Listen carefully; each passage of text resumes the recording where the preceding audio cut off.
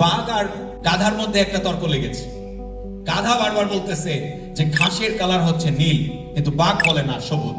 গাধা বলে নীল, বাঘ বলে সবুজ।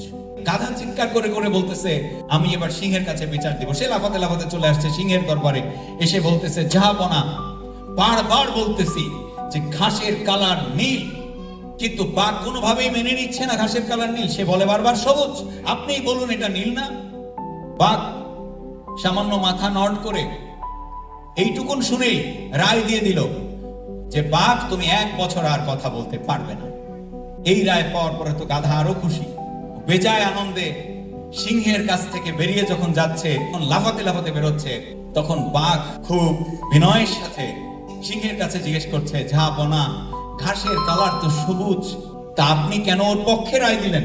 সিংহ বলল যে দেখো, ঘাসের কালার সবুজ কি নীল আমি তার জন্য রায় দিইনি। তোমার মতো একটা বুদ্ধিমান প্রাণী কিভাবে গাধার সাথে তর্ক করতে পারে? আপনি যদি নিজেকে ইন্টেলিজেন্ট মনে করেন, never ever argue with anyone, any of your relatives, any of your friends, any of your bhai brothers, just do your work and keep moving.